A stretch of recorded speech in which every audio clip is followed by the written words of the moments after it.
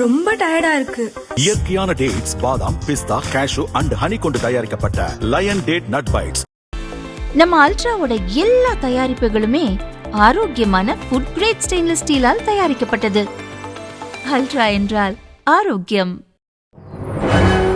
வணக்கம். செய்திச் சுருக்கம். மேடையில் கலங்கிய மாணவிக்கு வீடு கொடுக்கிறார் சிஎம் ஸ்டாலின்.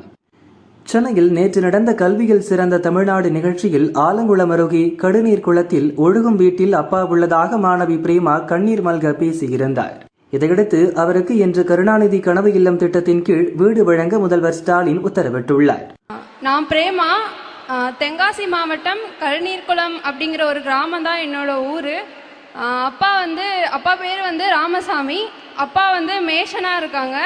அம்மா முத்துலக்ஷ்மி. அம்மா இந்த வயல் வேலைக்கு போகிறது அது மாதிரி வேலை பார்த்துட்டு இருக்காங்க. நான் படித்தது எல்லாமே கவர்மெண்ட் ஸ்கூலில் படித்தேன். அப்புறம் கவுன்சிலிங் மூலமாக கவர்மெண்ட் காலேஜ் ஆஃப் இன்ஜினியரிங் திருநெல்வேலியில் இசி டிபார்ட்மெண்ட் கிடைச்சது. ஸோ எங்கள் ஊரில் எப்படின்னா படிக்க அனுப்புறது கொஞ்சம் கஷ்டம்தான். அதுவும் எங்கள் அப்பாவுக்கு நாங்கள் 2 பேர் பொண்ணு, நான் அப்புறம் தங்கச்சி. எங்கள் ஊரை பொறுத்த வரைக்கும் என்னென்னா அப்பா ரொம்ப பேசுவாங்க. ஒரு பையன் இல்லை அப்படிங்கிறது ஒரு அவ்வளோ ஒரு இதாக சொல்லுவாங்க. ஆனால் எல்லாம் சொல்லுவாங்க, எதுக்கு பொம்பளை பிள்ளைய படிக்க வச்சுட்டு படித்து என்ன ஆக போகுது அப்படி தான் சொல்லுவாங்க. ஆனால் அப்பா அப்படிலாம் இல்லை. என் பொண்ணு அவள் சொந்த காலில் நிற்கணும் அப்படின்னு சொல்லிட்டு என்னை படிக்க வச்சாங்க. அப்புறம் நான் படிச்சுட்டே இருந்தேன். படிச்சுட்டு இருக்கும்போது அப்போனா அப்பா ரொம்ப கஷ்டப்பட்டுருக்காங்க. அப்பா அம்மா சின்ன வயசுலேருந்தே கஷ்டப்பட்டுட்டே தான் இருந்தாங்க. கஷ்டப்பட்டு ஒரு வீடு வாங்கிட்டோம்.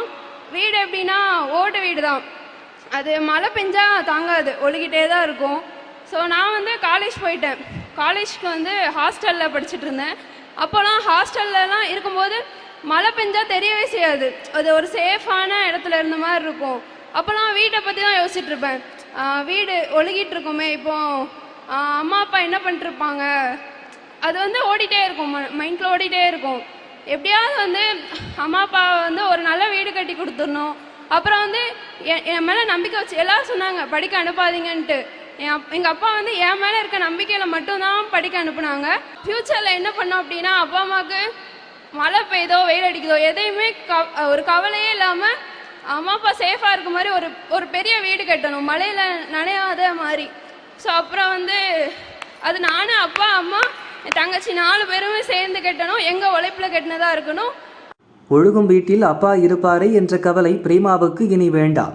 எத்தனையோ பேரின் எதிர்ப்பையும் மீறி உங்களை படிக்க வைத்த தந்தையிடம் முதல் மாத சம்பளத்தை தந்து நீங்கள் மகிழ்ச்சி அடைந்தீர்கள். உங்கள் கனவை நிறைவேற்றிய தந்தைக்கு புதிய வீடு கட்டி கொடுப்பதற்கான ஆணையை வழங்கி நான் மகிழ்ச்சி கொள்கிறேன் என்று ஸ்டாலின் கூறியுள்ளார். இது 24 மணி நேர நாடக நடவடிக்கை. வேதனைகள் மூடி மறைப்பு. சென்னையில் நேற்று நடந்த கல்வியில் சிறந்த தமிழ்நாடு நிகழ்ச்சியில் பேசிய மாணவி பிரேமா ஒழுகும் வீட்டில் அவர் பெற்றோர் இருப்பதாக கூறியிருந்தார். அவருக்கு இலவச வீடு வழங்க முதல்வர் ஸ்டாலின் இன்று உத்தரவிட்டுள்ளார். எத்தனையோ குழந்தைகளின் கனவுகள் டாஸ்மாகில் அப்பாக்கள் குடிப்பதால் கலைந்து போய்க் கொண்டிருக்கின்றன. பல குடும்பங்கள் அழும் குடும்பங்களாக நிரந்தர கண்ணீரில் மூழ்கிக் கொண்டிருக்கின்றன. முதல்வர் ஸ்டாலின் 24 மணி நேர நாடக நடவடிக்கை இதற்கும் எடுத்து பல குடும்பங்களை காப்பாற்றினால் நன்றாக இருக்கும். குடிக்கும் சமூகத்தை ஆதரித்துவிட்டு நீங்கள் எப்படி படிக்கும் சமூகத்தை முழு வெற்றியடைய வைக்க முடியும்? சிலரின் சாதனைகளை வெளிப்படுத்தினீர்கள், பலரின் சாதனை நசுக்கப்பட்டு கொண்டிருக்கிறது. வேதனைகள் மூடி மறைக்கப்பட்டிருக்கிறது. நீங்கள் பொய் வாக்குறுதி கொடுத்து வாக்குகள் வாங்கியதை மனதில் வைத்து குடிக்கு ஒரு முடிவு கட்டுங்கள். பின் படிக்கும் குழந்தைகள் இன்னும் லட்சக்கணக்கில் சாதனை புரிவார்கள் என பாஜக மூத்த தலைவர் தமிழிசை அறிக்கை வெளியிட்டுள்ளார். லடாக் வன்முறை, சோனம் வாங்சுக் கைது. லடாக் யூனியன் பிரதேசத்துக்கு மாநில அந்தஸ்து வழங்க கோரி சுற்றுச்சூழல் ஆர்வலர் சோனம் வாங்சுக் தொடர் உண்ணாவிரதம் இருந்து வந்தார்.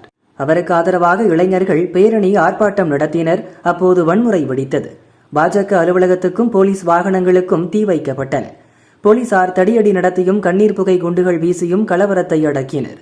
இந்த சம்பவத்தில் 4 பேர் பலியானார்கள். படுகாயமடைந்த 100க்கும் மேற்பட்டோர் ஹாஸ்பிட்டலில் அட்மிட் செய்யப்பட்டனர். லடாக் கலவரத்துக்கு சோனம் வாங்சுக்கின் அமைப்பே காரணம் என குற்றம் சாட்டிய மத்திய உள்துறை அமைச்சகம் அவரது அமைப்பு வெளிநாட்டு நிதி பெறும் பதிவை ரத்து செய்தது. இதற்கு பதிலளித்துள்ள வாங்சுக், வன்முறைக்கு நான் பலியாக்கப்படுகிறேன், எப்போது என்னை கைது செய்தாலும் மகிழ்ச்சிதான் என கூறியிருந்தார். இந்நிலையில் இன்று சோனம் வாங்சுக் பத்திரிகையாளர்களை சந்திக்கவிருந்த நிலையில் போலீசார் அவரை தேசிய பாதுகாப்பு சட்டத்தின் கீழ் கைது செய்தனர். உண்ணாவிரத களத்தில் இருந்த போராட்டக்காரர்களை வன்முறையில் ஈடுபடும் வகையில் தூண்டிவிட்டதாக அவர் மீது வழக்கு பதிவும் செய்யப்பட்டுள்ளது. திமுக நாடக கம்பெனியின் நடிப்பு எரிச்சலூட்டுகிறது. நாகேந்திரன் காட்டம். விளம்பர மோகம் தலைக்கேறிய விடியா அரசு வீழும் காலம் நெருங்கிவிட்டது என தமிழக பாஜக தலைவர் நயினார் நாகேந்திரன் கூறியுள்ளார். அவரது அறிக்கை: ரோம் நகர் பற்றி எரிகையில் நீரோ மன்னன் ஃபீடில் வாசித்த கதையாக அழுகி போன முட்டைகள், புழு பூச்சி நெளியும் குடிநீர், பள்ளி விழுந்த உணவு என நாளுக்கு நாள் பிள்ளைகளுக்கு சாவு பயத்தை காட்டிக் கொண்டிருக்கிறது அரசின் சத்துணவு திட்டம்.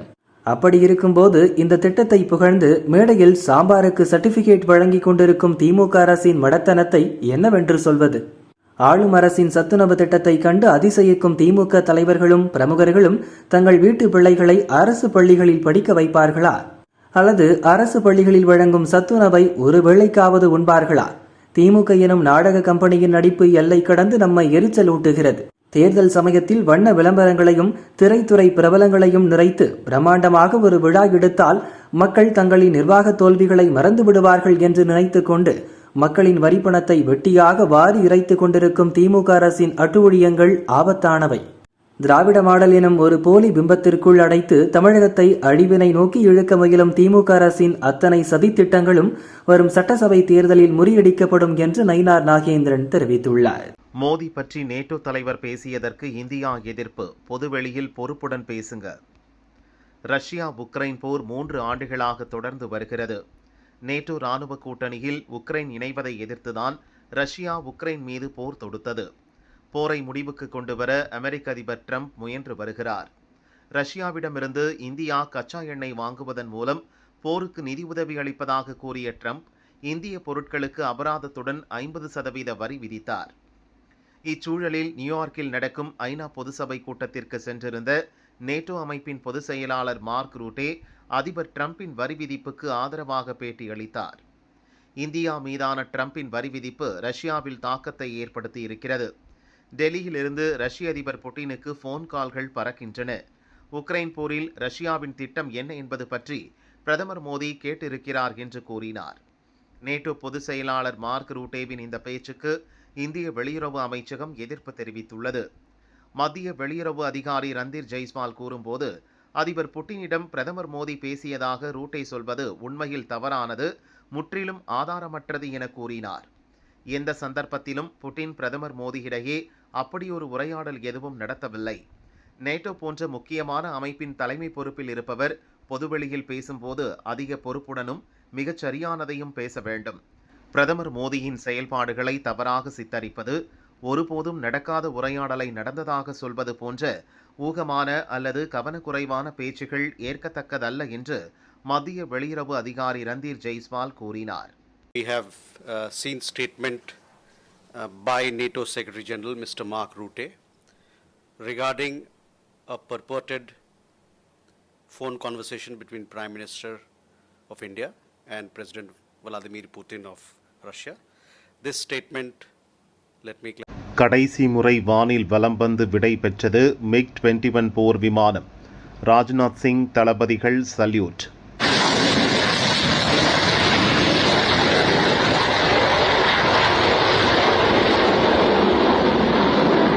ரஷ்யாவைச் சேர்ந்த மிகோயன் குரோவிச் நிறுவனம் தயாரித்த MiG-21 ரக போர் விமானங்கள் இந்திய விமானப்படையின் முக்கிய அங்கமாக இருந்தன. நவீன தொழில்நுட்பங்களுடன் உருவாகும் புதிய விமானங்களை பயன்படுத்த முடிவெடுத்த இந்திய விமானப்படை 60 ஆண்டுகளாக பயன்பாட்டில் இருந்த MiG-21 ரக போர் விமானங்களுக்கு ஓய்வு வழங்கியுள்ளது. இதையொட்டி சண்டிகரில் MiG-21 விமானங்களின் வழியனுப்பும் நிகழ்ச்சி நடந்தது. கடைசியாக ஒருமுறை வானில் பறந்து MiG-21 விமானங்கள் பிரியா விடை பெற்றுக் கொண்டன. ஊசியான மூக்கு, மெல்லிய தேகம் கொண்ட இந்த போர் பறவை வேகமாக டேக் ஆஃப் ஆகி அதிவேகத்தில் பறக்கக்கூடிய திறனை கொண்டிருந்தது. இந்த போர் பறவைக்கு இராணுவ அமைச்சர் ராஜ்நாத் சிங், முப்படைகளின் தளபதிகள் மற்றும் அதிகாரிகள், விமானப்படை வீரர்கள் சல்யூட் அடித்து வழி அனுப்பினர்.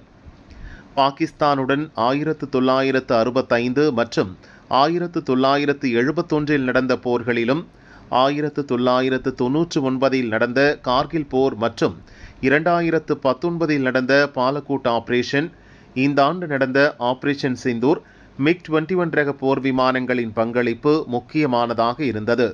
இந்திய விமானப்படையில் ரஃபேல், சுகோய், மிராஜ், தேஜஸ் போர் விமானங்கள் பயன்பாட்டிற்கு வந்துவிட்டன. இவற்றுக்கு முன்னோடியாக இந்திய விமானப்படையில் 1960 அறிமுகமானதுதான் MiG-21 ரக விமானங்கள். நாட்டின் போர்த்திறனை அதிகரிப்பதற்காக 870க்கும் மேற்பட்ட MiG-21 ரக போர் விமானங்கள் வாங்கப்பட்டன.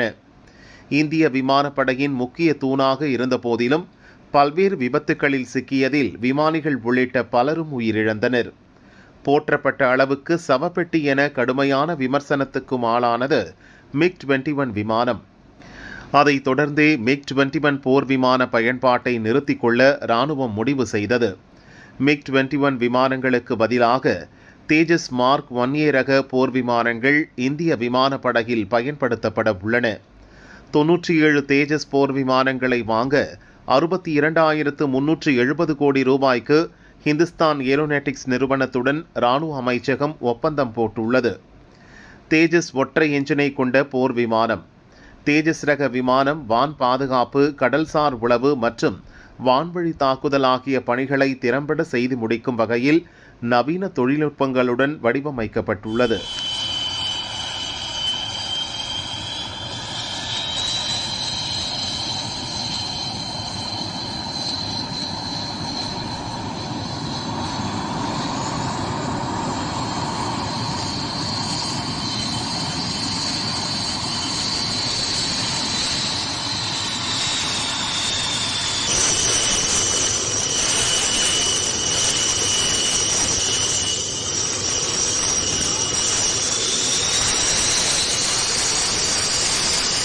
பாகிஸ்தான் பிரதமருக்கு பக் பக், பூட்டிய அறைக்குள் பேசியது என்ன?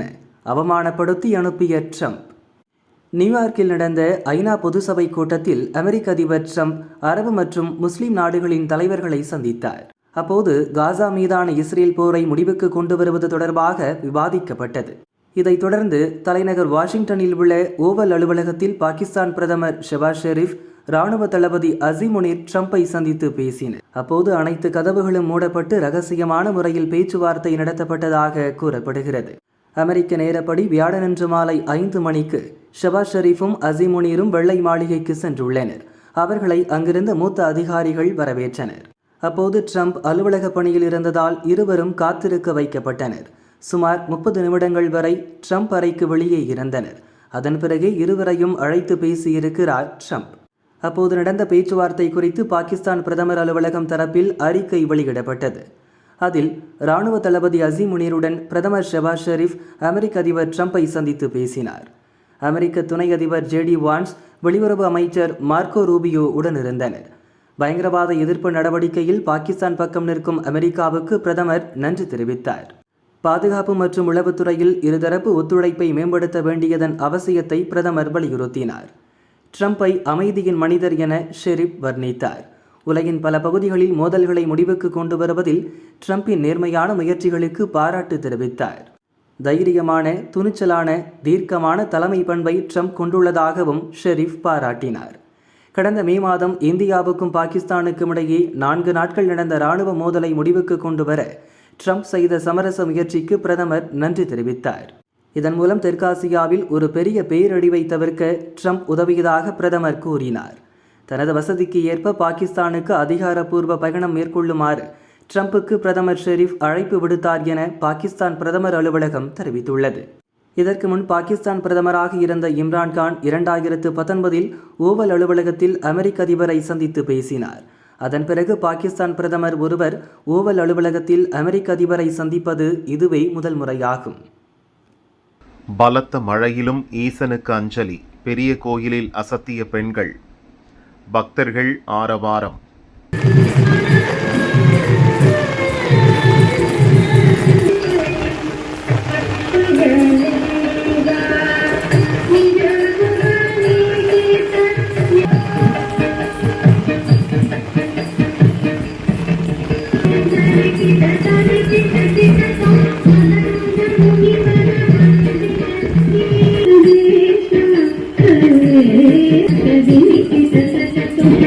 Thank you.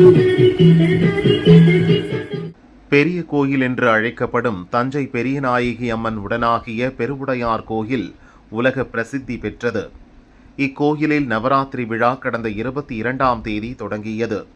விழாவை முன்னிட்டு பெரிய கோயிலின் நந்தி மண்டப மேடையில் நேற்றிரவு நாட்டிய நிகழ்ச்சி நடைபெற்றது. பரதநாட்டிய கலைஞர்கள் மேடையில் பரதநாட்டியம் ஆடிக்கொண்டிருந்தனர். அந்நேரம் பார்த்து திடீரென மழை பெய்ய தொடங்கியது. முதலில் தூறலாக இருந்தது. நின்றுவிடும் என நினைத்தார்கள். ஆனால் இடி மின்னல் காற்றுடன் கனமழையாக பெய்ய துவங்கியது. கலை நிகழ்ச்சிகளை பார்த்து கொண்டிருந்த பக்தர்கள் மழை வேகமெடுத்ததும் கலைந்து போய்விட்டனர். ஆனால் பாடல் இசைத்து கொண்டிருக்கும் போது பரதநாட்டியத்தை பாதியில் நிறுத்த விரும்பாத கலைஞர்கள் தொடர்ந்து நடனமாடி அசத்தினார்கள்.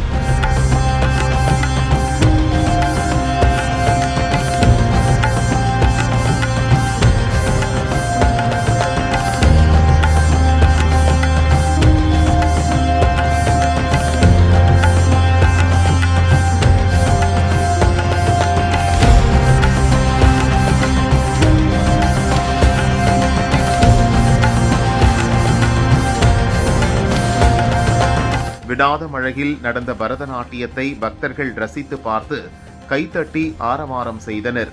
கனமழையிலும் ஈசனுக்கு இசையஞ்சலி செய்வோம் என்ற மன உறுதியுடன் பரத கலைஞர்கள் நடனமாடும் வீடியோ சமூக வலைதளங்களில் வைரலாகி பாராட்டுக்களை அள்ளி வருகிறது.